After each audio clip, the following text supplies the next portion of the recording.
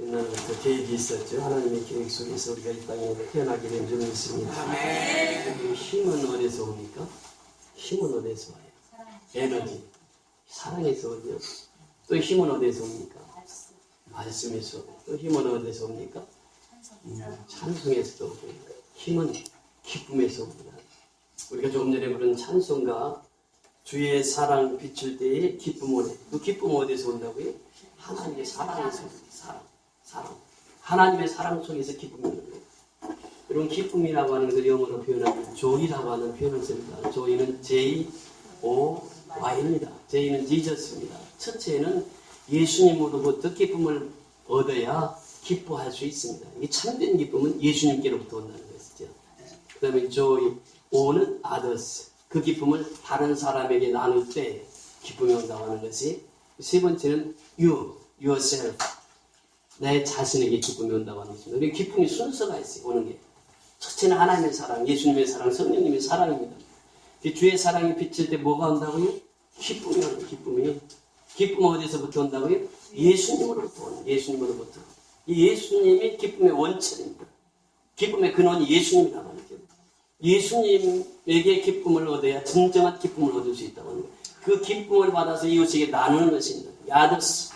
다른 사람에게 그 기쁨을 나누는 것이죠. 그리고 그래 할 때에 내 속에 기쁨이 온다고 하는 것입니다. 그래서 오늘 그 가사에 보면 주의 사랑 비칠 때 기쁨 오네. 근심 걱정 물러가고 기쁨 오네. 하나님이 주신 기쁨은 근심 걱정을 몰아내는 기쁨입니다.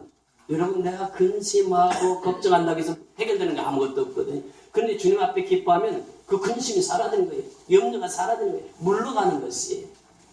그러니까 그 기쁨을 통해서 기도하게 하시면 희미한 것 물리치네. 주의 사랑이 비칠 때 무엇이 온다고요? 기쁨이 오는 거예요. 기쁨이. 주의 사랑이 비쳐야 기쁨이 옵니다. 여러분 복음을 뭐라고 말합니까? 유앙겔리온 이렇게 표현합니다. 복된 소식, 기쁨의 소식이라 그 말입니다.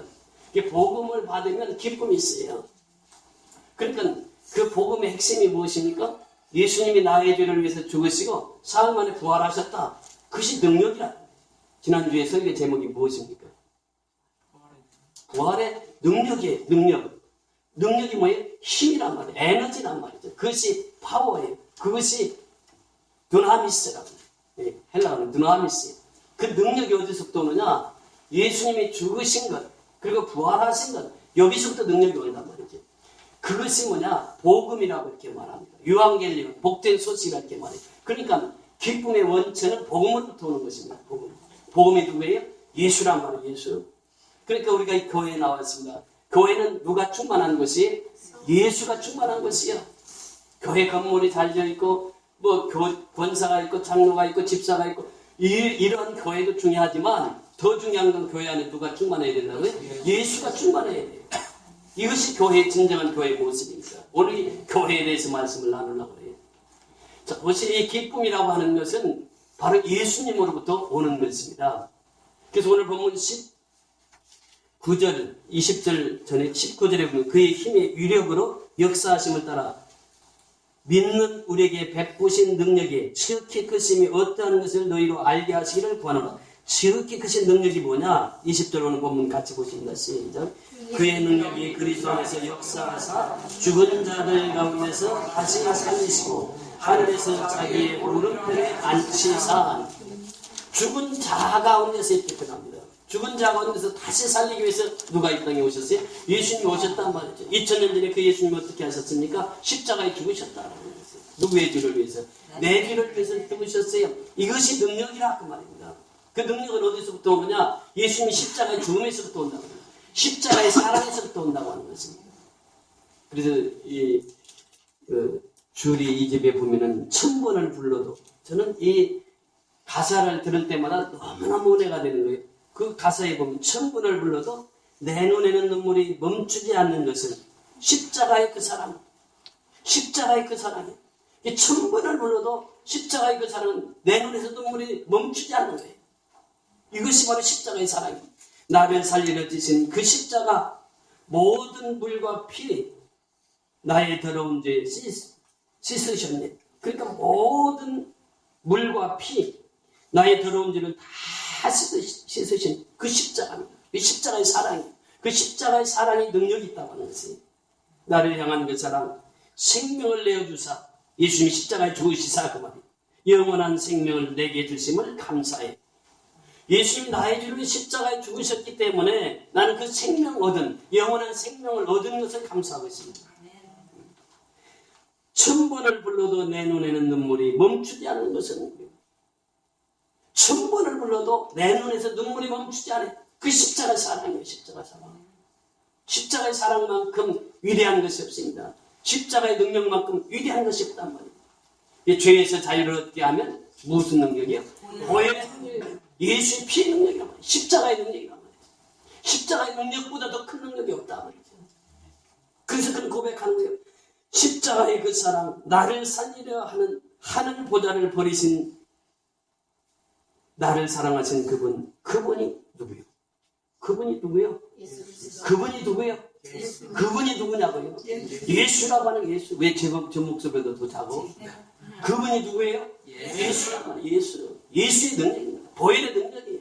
이 죄에서 자유를 얻는 것은 다른 길이 없습니다. 보혈의 능력밖에 없어요. 예수의 능력은 바로 보혈의 능력입니다. 그 보혈의 능력, 그 십자가의 능력을 받아서 우리가 오늘날 살게 된 것입니다. 그 십자가의 능력이에요. 예수님이 십자가에서 죽으셨으나 사흘 만에 어떻게 하셨다고요? 부활하셨다. 그래서 지난주에 설교 제목이 뭐라고요? 부활의 능력이에요. 부활의 능력이 있습니다. 여러분, 예수님이 부활하시지 못했다면 우리 예수 믿는 거 헛것이란 말이죠. 믿음도 헛것이에요. 우리가 전파한 것도 헛것이에요. 그리고 우리는 거짓말쟁이고 사기꾼이에요. 예수가 부활하지 못했다고 하면 성경이 다 헛것이란 말이에요. 예수가 부활하셨어요. 예수가. 부활의 능력은 바로 예수님이 죽음 가운데서 다시 살아나셨단 말이에요. 여러분, 도시락 싸가지고 전 세계 다녀보세요. 예수님 무덤 있나? 예수님 시신 있나? 찾아보시라고. 예수님 다시 살아나셨습니다. 시신이 없습니다. 다시 사신 분이 예수님이에요. 그러니까 죽음을 정복하신 분이 예수님입니다. 이 세상에서 가장 무서운 것이 뭐예요? 죽음이에요. 죽음. 죽음 앞에 다 뜹니다. 사람들이. 그런데 죽음을 정복하신 분이 누구예요? 예수 한 분밖에 없어요. 예수님은 죽음을 정복하시고 죽음에서 다시 살아나신 분, 다시 사신 분이에요. 부활하신 분이에요. 그게 부활의 능력입니다. 십자가의 그 사랑, 부활의 능력, 이것이 바로 오늘 우리를 살리시는 능력인 줄 믿습니다.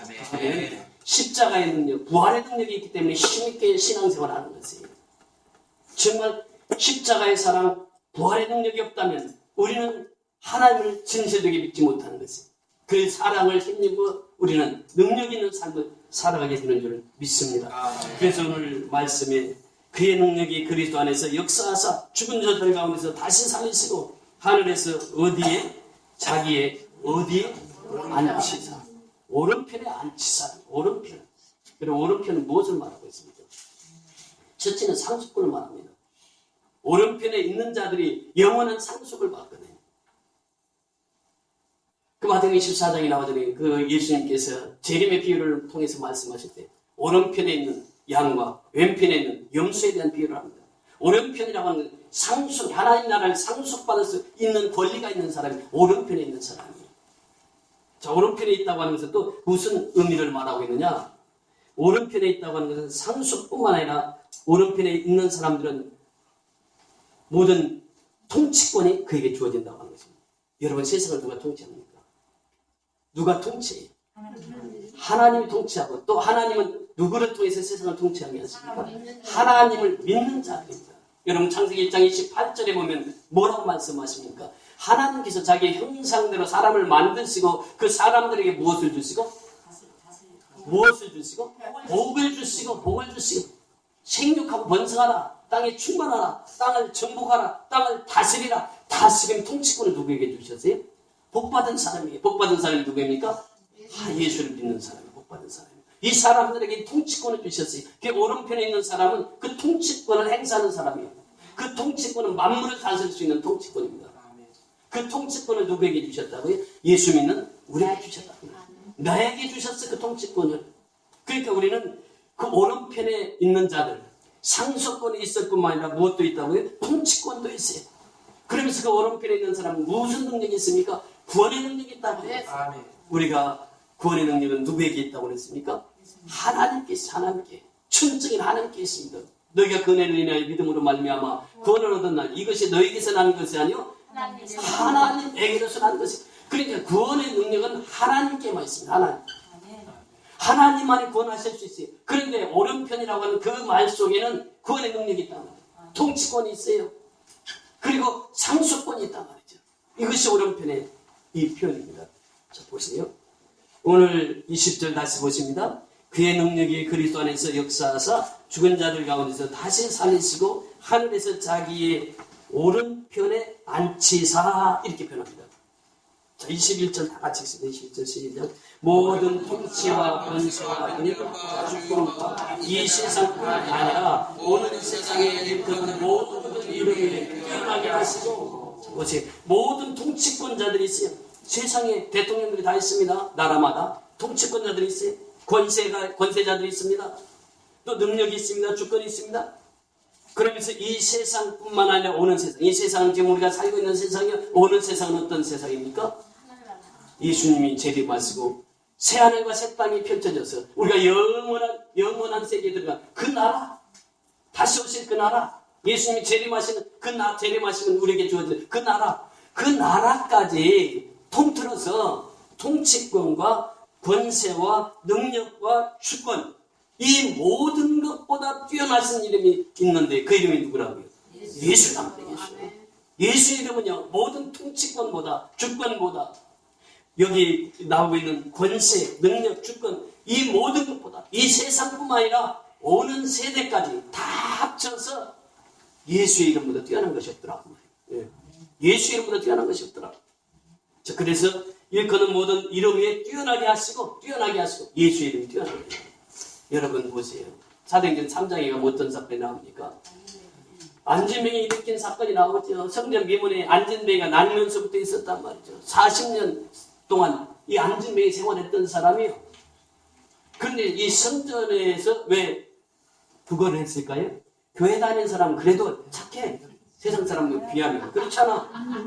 교회 다니는 사람은 그래도 동양하는 사람들이 있으면 좀 주는 사람들 보면 거의 다 예수 믿는 사람들 보면 그거 교회에서 배웠거든. 그거.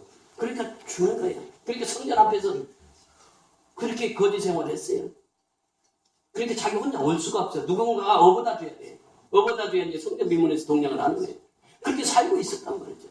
베드로와 요한이 하루에 3번씩 그 길을 다녔어요. 그러니까 한두 번 본 게 아니에요. 그렇죠? 한두 번 만난 게 아니에요. 몇 번 봤어요, 몇 번. 그런데 그날따라 성령의 감동하심이 있는 거죠. 그 베드로와 요한이 가다가 딱 멈춘 거죠. 그러니까 이 거지는 안진뱅이는 베드로와 요한에 대해서 기대한 것이 무엇입니까? 돈이었어요. 돈, 물질. 그런데 죄종들이 돈이 많습니까? 적습니까? 죄종들로 빈털터리지. 그것이 그러잖아요. 내가 은과 금은 내게 없거니와 그 나사렛 예수 이름으로 일어나 걸어라 하니까 40년 된 안진뱅이 어떻게 돼요? 벌떡 일어나는 거예요. 걷기도 하고 뛰기도 하고 하나님 전에 와서 하나님을 찬미하라. 예수 이름이 뛰어난 이름이에요. 예수 이름보다 더 귀한 이름이 없습니다. 예수 이름은 안진뱅이를 일으키는 이름이에요. 예수 이름은 다윗이 골리앗을 물리칠 때 만군의 여호와 이름으로 나가니까 창을 들고 단창을 가지고 그렇게 무장했던 골리앗이 나사렛 예수 이름 아래, 하나님 이름 아래 골리앗을 무너지는 것입니다. 우리 앞에 골리앗이 많습니다. 살다 보면 골리앗이 우리 앞에 너무너무 많이 찾아와요. 그런데 골리앗을 이길 수 있는 이름은 누구의 이름이라고요? 만군의 여호와 이름이에요. 안진뱅이 일으킴을 받은 건 누구의 이름이에요? 나사렛 예수 그리스도의 이름이에요. 예수 그리스도 이름으로 일어나 걸어라 했을 때 일어나 걷는 것입니다. 예수의 이름은 모든 이름에 뛰어난 이름이에요. 그러니까 우리가 예수의 이름으로 자랑합니다. 우리가 주일학교 다닐 때 많이 불렀던 찬송이 있잖아요. 예수 이름으로 승리를 얻었네.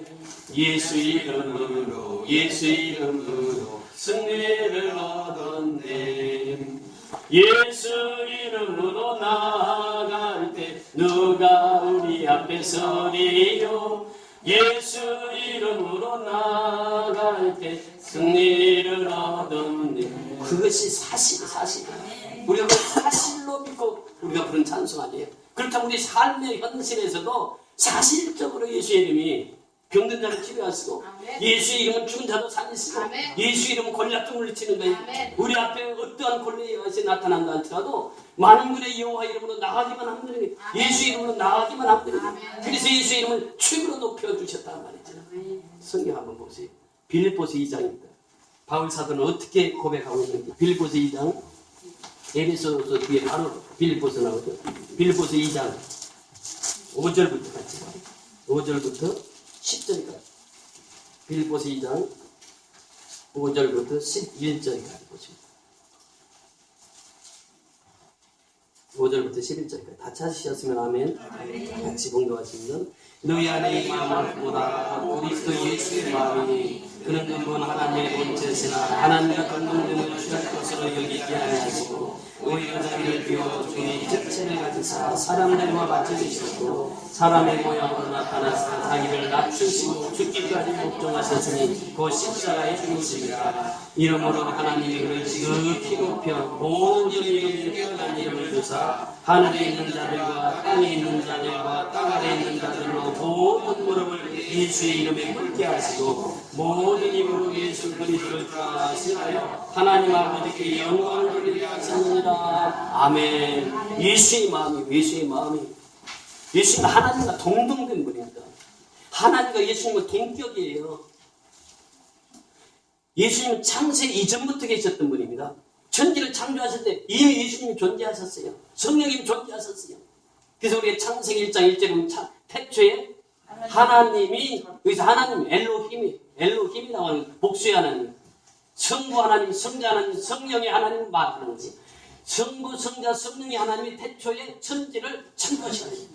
그러니까 예수님은 이 태초 이전부터 계신 분이에요. 그 예수님이, 그 하나님이 이 땅에 인간의 몸을 입고 이 땅에 오셨답니다. 누구를 통해서? 동정녀 마리아의 몸을 통해서. 누구에 의해서? 성령에 의해서. 성령에 의해서. 예수님이 이 땅에 오셔서 성령에 의해서 태어나시고 성령으로 사역하시고 죽으시고 사흘 만에 부활하시고 승천하시고 재림하시고 이 모든 사건들이 성령을 통해서 이루어진단 말이죠. 자, 그러면서 이 말씀에 보면은 예수님이 그렇게 고백합니다. 사람의 모양으로 나타나서 자기를 낮추시고 어디까지? 죽기까지 복종하셨어요. 죽기까지. 십자가의 죽음을 말하는 거예요. 죽기까지 복종하셨어요. 예수님이 십자가 지시기 좋아했어요? 육신적으로 싫어했어요? 육신적으로 싫어했어? 이 잔을 내게서 할만하시고 옮기시옵소서 그랬거든. 육신적으로 싫어했어. 그러나 아버지의 명이기 때문에 아버지 뜻대로 하옵소서. 아버지의 명이기 때문에 십자가에 두고 있는 거예요. 십자가 죽기까지 낮추시고 죽기까지 복종하셨으니 자기를 낮추시고 죽기까지 복종하셨으니 그것이 뭐라고요? 십자가 죽으심이에요.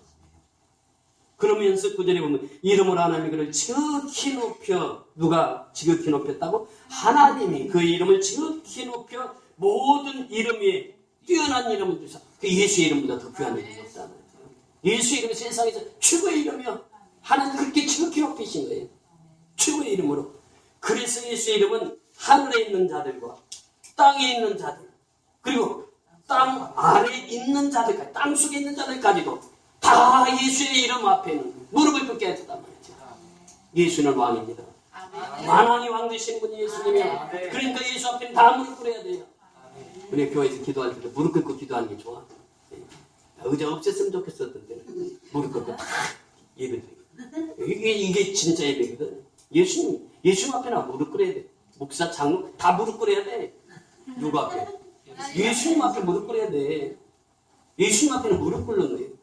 예배 마치고 음식을 먹는데 상한 음식이 있어. 그럼 누가 명령을 합니까? 큰 꼴에서 명령을 내려요. 야, 그 음식 상했다. 먹지 말라. 음식이 향기롭고 아주 맛있어 보여. 그럼 먹으라고 명령을 내려. 그러면 손이 가서 그냥 명령 듣고 가서 음식을 먹는 거예요.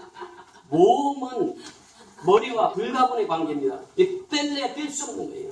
그렇잖아요. 예수님께서 피값으로 무엇을 사셨다고요? 교회를 사셨다고요.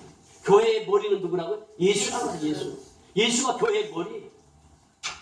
예수의 피값으로 이 교회를 샀는데 교회와 예수님의 관계가 머리와 몸의 관계란 말이죠. 머리와 몸이 끊어지면 어떻게 돼요? 죽습니다. 예수님 또 한 가지 비유를 드리세요. 예수님께서 제자들을 데리고 이제 전도 현장에 가다가 포도원을 만납니다. 그때 예수님께서 즉석 설교를 하죠. 예수님 항상 실컷 설교를 좋아하셨거든. 그러니까 그 포도원에 가면서 야, 저 포도나무 있지? 저 포도나무는 나다? 그 다음에 너희는 뭐냐? 포도나무 가지다 그래. 가지. 그 가지가 포도나무에 잘리면 어떻게 돼? 죽어. 근데 잘릴 수 있어 없어요? 있어요. 포도나무의 가지는 잘릴 수 있어요. 여러분 포도농사 짓는 분들 보세요. 봄철이 되면 전정가지 가지고 짜 가지를 찾습니다. 도장지 가지고. 이게 우짜라는 것은요. 그날 그의 열매를 못 맺거든. 그러니까 다 잘라줘야 돼. 거름기만 빨아먹고 열매를 못 맺으니까. 그래서 포도원지기는요. 선교사가 제일 많이 인구비례에서 대한민국처럼 이렇게 선교사를 많이 파송한 나라가 없다. 그러니까 이 대한민국이 지금 이 선교를 감당하지 못하면 어떻게 돼? 이제 저 필리핀이나 중국이 뺏겼나 주도권을. 그래서 우리는 어떻게 해? 지금 예루살렘부터 시작한 선교가 어떻게 돼? 북방으로부터 쭉 선교가 되어 왔거든. 그런데 지금 19세기, 20세기 들어오면서부터는 이제 북방에서부터 남반부로 시작됩니다. 다시 말하면 아시아권으로 이제 복음이 흘러 들어왔단 말이죠. 전에는 북방부에서 복음이 전파되어서 예루살렘에서부터 미국, 서양 이렇게 해서 들어왔는데 지금 서양에서부터 아시아로 다 넘어와요. 그래서 이제 마지막 때는 이 아시아인들을 통해서 전 세계의 선교가 이루어져야 된다고 합니다. 그래서 우리의 소망이 무엇입니까? 그 복음을 땅까지 전하는 거예요. 그래서 이제 미얀마를 또 가는 것입니다. 6월 17일 날에 또 갑니다. 이번에 가면 교회를 또 세우러 가는 거예요. 그래서 이번에 오늘 또 지금 시간이 많이 되는데 지금 1시에 또 설교하러 갑니다. 미얀마 선교 보고하러 갑니다. 가서 선교는 연합하는 것이잖아요. 그래서 교회 세우기 위해서 여러분들 평생에 교회 하나 세우는 게 얼마나 복입니까? 제가 이제 마지막 결론에 그걸 열라고. 그래서 교회 1200만 명 교회 세우니까 이 말씀 듣는 중에서 또 자원하는 분이 있으면 하세요. 이번 주 다음 주 계속 있어요. 지금. 그래서 이 소식을 알리러 가는 것입니다. 이번에 가게 되면 두 가지 목적이에요. 한 가지는 사형수 했던 그 형제 이제 세례 주기로 가는 거예요. 분명히 약속을 했거든. 6월달에 오면 세례 받을 거예요? 안 받을 거예요? 그러니까 세례 받겠다고 약속을 했어요. 그래서 이제 세례 주러 갈 거예요. 이제 사형수. 우리가 왜 생명의 위협을 느끼면서까지 복음을 전합니까? 하나님 명령이잖아요. 증인이란 증인. 그래서 예루살렘부터 시작된 복음은 모든 세계에 땅끝까지 전파돼요. 이것이 대한민국이 살 길이고 대한민국 교회가 사는 길이고 성도들이 사는 길이에요. 선교하지 않으면 우리는 그때부터 주저앉습니다. 그때부터 퇴보합니다. 대한민국이 가장 왕성할 때가 언제입니까? 선교사를 많이 파송할 때가. 지금 이제 정말 하나님께서 대한민국을 축복해주는 이유가 다 있습니다. 우리는 대한민국 사람들이 황색인종이라 어디 가도 한국 사람들은 그 성격이 제일 좋은 사람. 한국 사람은 추나추동이 있어가지고 어디 가도 다 잘 견뎌. 뜨거운 나라 가도 잘 견디고 추운 나라 가도 잘 견디고 음식도 그래. 음식도 뭐 코큰 사람 음식도 먹고 뭐 노란 사람 음식도 먹고 껌둥이 음식도 먹고 다 먹을 수 있는 게 대한민국 사람. 이 대한민국 사람을 통해서 이렇게 하는 역사를 이루어집니다. 우리는 그 선교에 같이 연합해야 돼요. 연합해서 정말 하나님 기뻐하시는 일을 해야 된다 하는 것입니다. 그래서 성령이 내게 임해야 돼요. 성령이면 성령 출발하면 바로 선교하러 갑니다. 이것이 바로 오늘 본문을 통해서 우리에게 주시는 교훈의 메시지입니다. 다 같이 일어나셔서 피통 찬송 드렸습니다.